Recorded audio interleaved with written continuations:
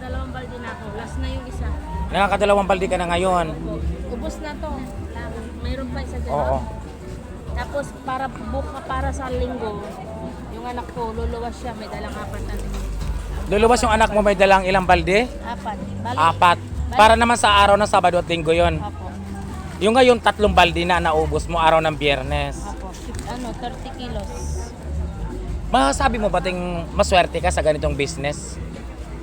Oo naman po. Oo, swerte ka. Maswerte ka ano dahil 'di ba sumikat ka sa ganito, kumita ka, nakilala ka sa social media. So, dahil sa talent mo ano? Pinupuntahan dito. Oo. Hinahanap yung Talagang hinahanap ka na, 'di ba? Matanong ko lang te, mula nung hanggang hindi ka talaga nalaos yung paninda mo. Hindi po. Hindi. Mas lalong dumami yung ano ko, yung mga suki ko. Mas lalong dumami ang soke mo dahil lalo kang nakikilala, 'di ba? Sabi nila sa akin, "Di, viral ka. Nakita ka namin sa Facebook." Oo. Ikaw yung hinahanap namin dito. Ngayon, Oo. buti nahanap pa namin. Ang daming nagsasabi. Matanong kita, sa buong Pilipinas, dati ba, may nagtitinda ng ganyan? Kayo lang ba naka-discover niyan? Meron po. Ito, ginaya ko lang po sa La Union. Sa La Union. Bito, Sa La Union talaga, maraming nagtitinda ganito tsaka sa Ilocos. pero walang napapanood ng mga tao sa social media na ganito. Wala namang vlogger dun sa La Union, pati sa Ilocos. Nung panahon walang vlogger. Dito lang sa Manila may vlog. Sumikat ka, nakilala ka dahil sa vlog. 8.50 tupig. Ayun, ang dami mong customer, diba? Ano ito, may mga customer ka na bumabalik talaga? Opo, weekly naman po sila bumabalik. Linggo-linggo, pumupunta sila. Hindi ako umuwi na hindi ubos yung paninda ko. Hindi ka umuwi nang hindi simot ang paninda mo. Sold out yan lahat. Sold out lagi. Minsan kinukulang ka pa daw. Ang naunang naubos ito, tsaka ito. Naiiwan itong buko. Nauunang naubos ito mga ganito. Tapos yung 100 na lang. Ito na lang.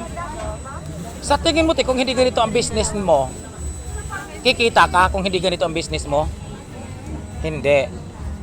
Ito po. Ayan, so ang daming customer, oh. Balbak po, balat ng baka.